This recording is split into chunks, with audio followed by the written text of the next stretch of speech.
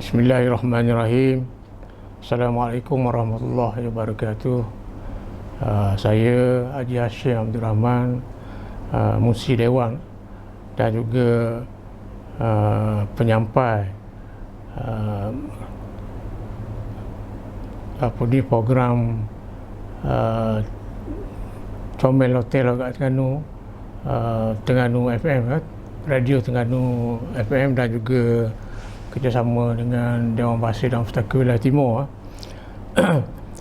Hari ini saya diberi peluang untuk membicarakan tentang sebuah buku, iaitu Glosari Dialek Terengganu. Glosari Dialek Terengganu edisi kedua, iaitu lanjutan daripada Glosari Dialek Terengganu edisi pertama dulu. Jadi Glosari Dialek Terengganu yang edisi pertama ni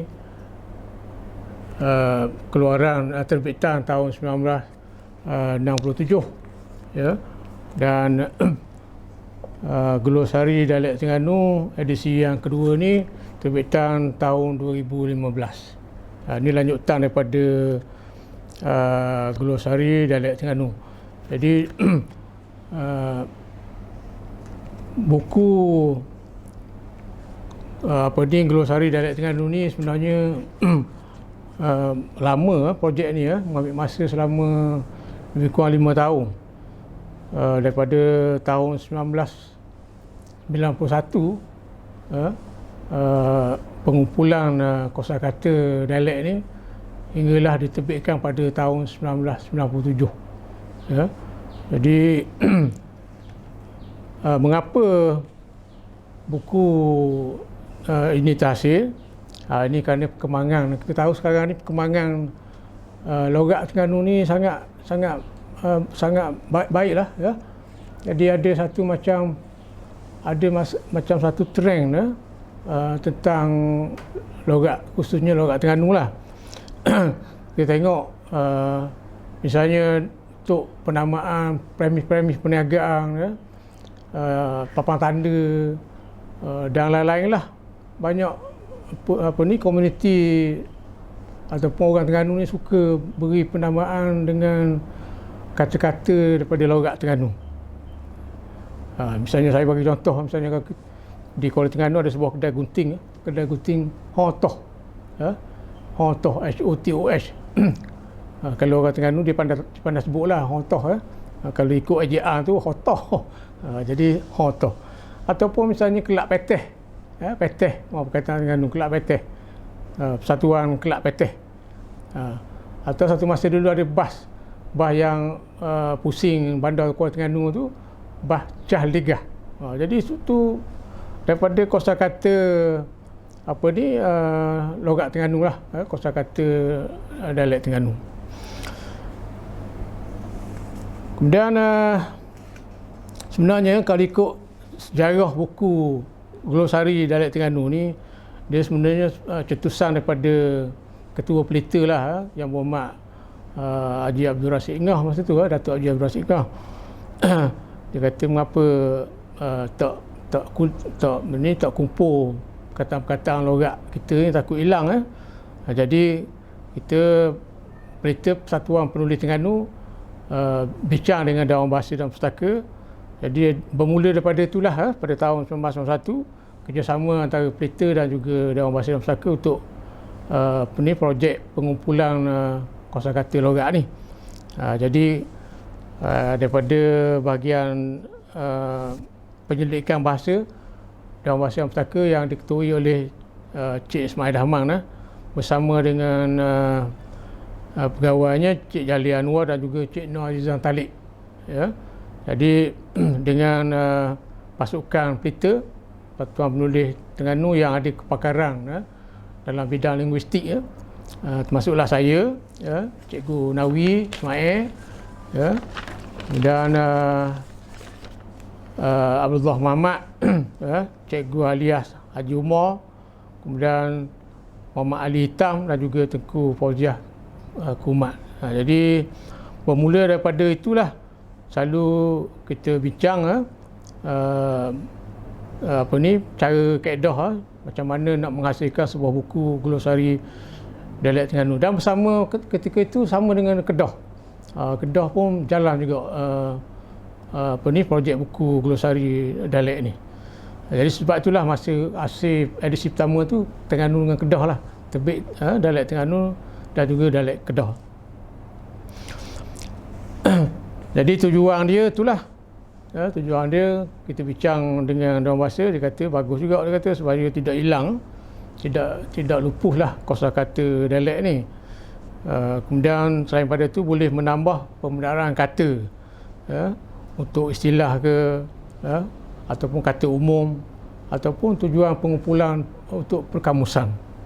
Jadi selama 5 tahun daripada tahun 1991 sampailah 1996, terbit 1997.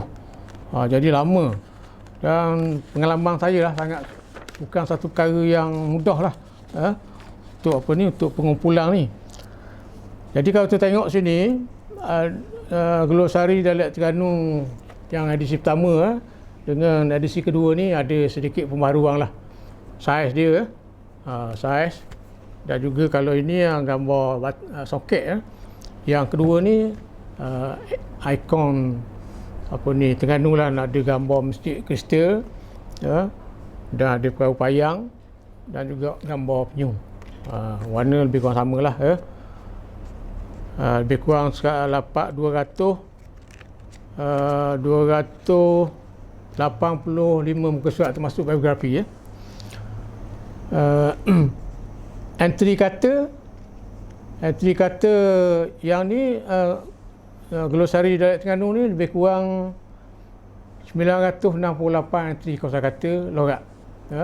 Jadi kalau yang pertama ni saya masih ingat lagi Ketua Pengarah masa tu Datuk Aziz Draman lah. Dan yang kedua ni nampak tanda tangan oleh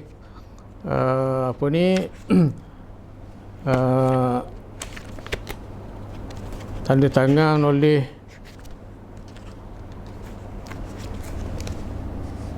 yang berbahagia Dr. Haji Awan Sariang.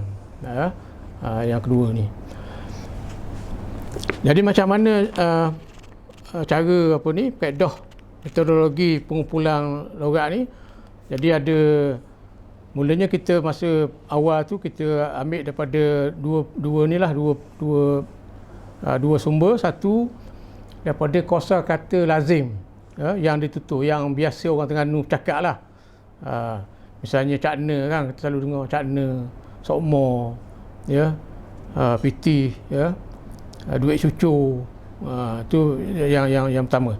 Yang kedua, sumber daripada kosakata yang jarang ditutur. Jadi ini kita ambil daripada informan kita daripada semua daerah. Jadi pelita ni dia ada ahli semua daerah lah di Terengganu. Jadi kita kumpul daripada ahli-ahli kita di semua daerah. Kemudian baru kita susung jadi misalnya kosakata yang jarang dah ditutur ni, contoh dia misalnya abo,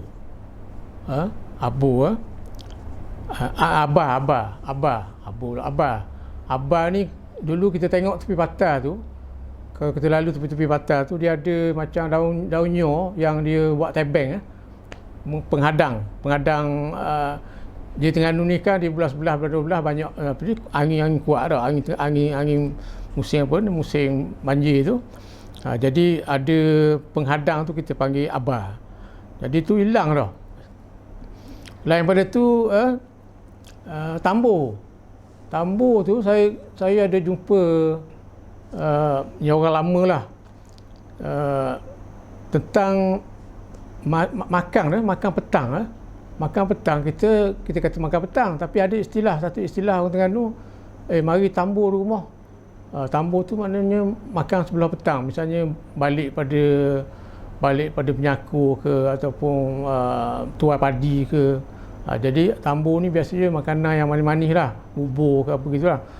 Jadi bagus juga untuk istilah Dan kita dalam bahasa Melayu ni kita istilah setakat ni yang kita jumpa kudat pang lah, kudat pang. Ataupun di Sarawak ada satu istilah makan sebelah malam tu kan, di Sarawak.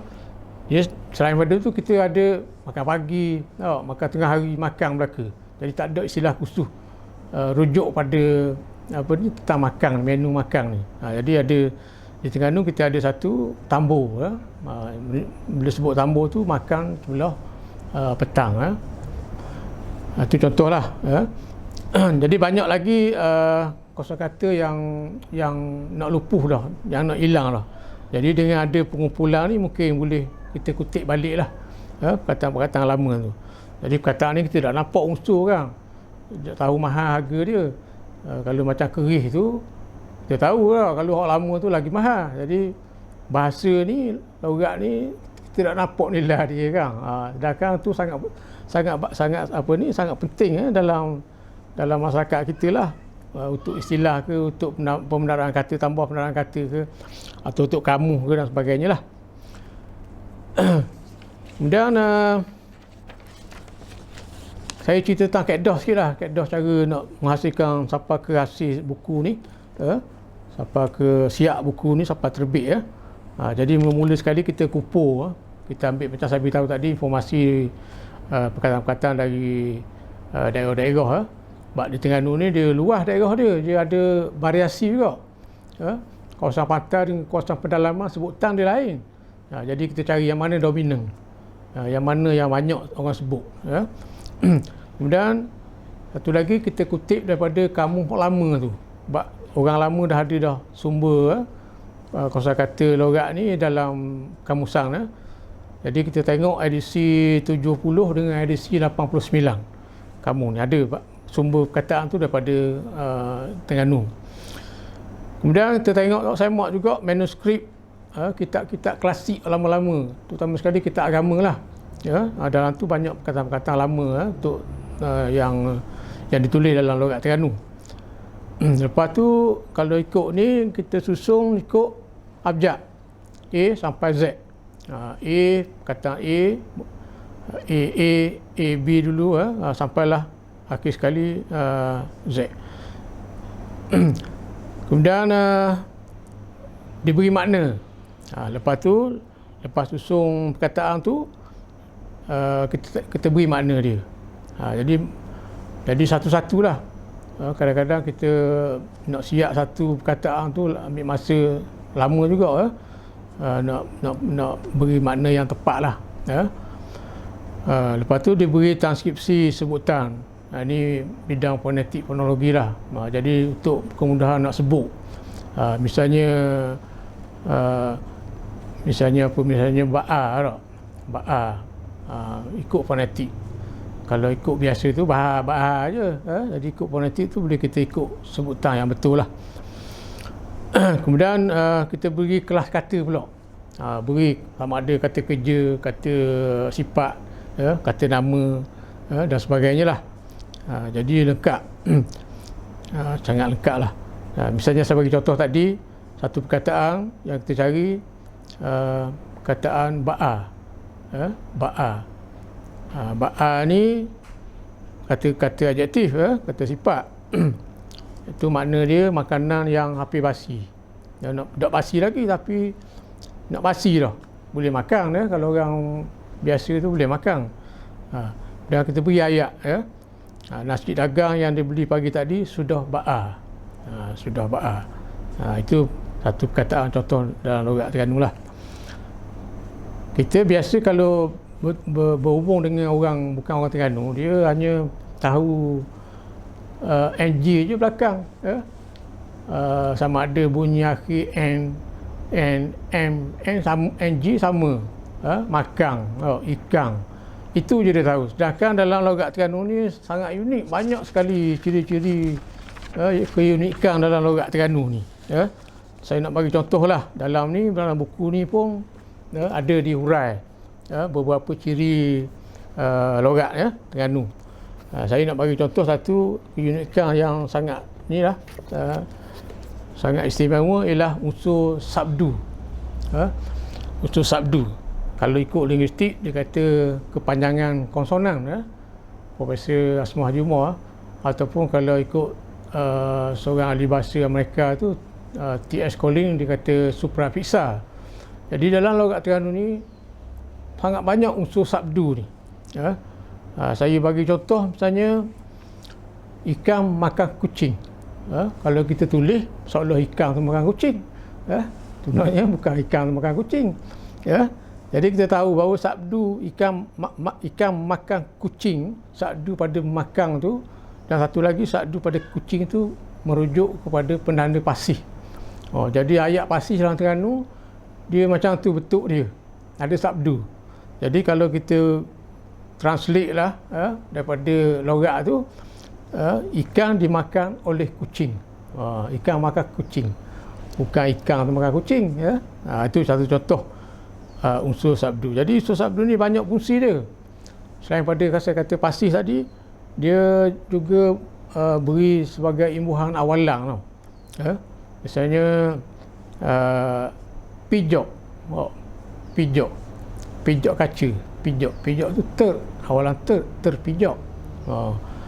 Ataupun jala, jala tu menjala awal lama. Itu satu. Yang kedua, sabdu juga sebagai kata sendi, kata sendi nama. Nak pergi mana? Nak pergi patah. Patah tu sabdu pada patah tu ke patah, ke. Atau mari mana? Mari patah, di pula. Di patah. Itu satu lagi fungsi sabdu lah dalam logat. Dan satu lagi dia juga sebagai kata ganda. Rama, jadi rama. Rama bila ak, ganda pada ak tu sebenarnya rama, rama-rama. Ada banyak lagi perkataan, saya bagi contoh. Dan satu lagi yang unik juga ialah sabdu ni dia nak cuba beza makna kata.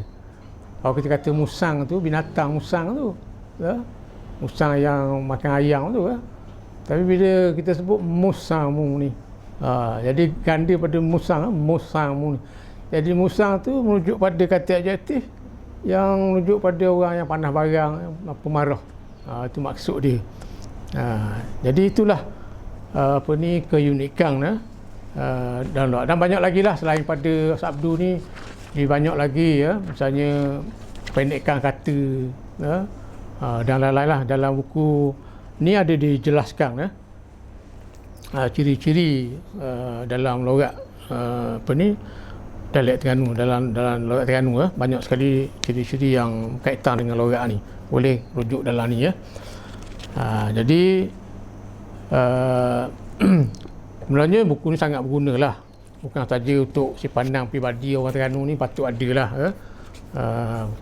Patut adalah boleh tengok perkataan-perkataan lama tu. Pertama sekali generasi baru orang lama tu memang ada ni, tapi yang generasi baru perkataan biasa tu, makang apa tu biasa, tapi ada perkataan-perkataan khusus dalam logat ni yang merujuk pada bidang-bidang. Bidang-bidang, misalnya kalau orang Kelaut, duit semo, benda duit semo tu, atau duit belanja sebelum pergi ke laut, bagi RM1, RM2 tu dipanggil duit semo. Ataupun tentang dulu orang Terengganu tak kata gelang, gelang emas tu kan, dia kata gelang, dia kata kikir tangan. Gelang tangan tu kikir tangan. Jadi banyak sekali dalam bidang-bidang ni yang ada lagi masih kekal orang lama tu sebutan dalam logat Terengganu ni. Jadi ini pun dalam ni sebahagiannya ada, bolehlah sipang. Selain itu pada untuk rujukan lah, rujukan terutama sekali untuk pelajar lah. Di universiti dia ada bidang linguistik kan. Jadi kadang-kadang tu dia buat research, buat kajian tentang logat masing-masing. Orang Terengganu buat rujukan logat Terengganu. Jadi boleh gunalah buku ni, sangat berguna. Bukan boleh berguna, sangat berguna lah. Sebab dia ada huraian ciri dia dan sebagainya. Betul juga dengan orang-orang luar. Kita tahu Terengganu sekarang ni sangat ramai orang masuk, pelancong domestik lah. Sama sekali sejak ada Jabatan Akad ni. Jabatan dah akad pun, Jabatan Akad ni, ramai orang masuk. Jadi boleh juga sipang untuk tengok pergi pasar misalnya, orang pasar kata samah, samah samah 3 amah, ya dia ada boleh rujuk lah dalam apa maksud dia tu.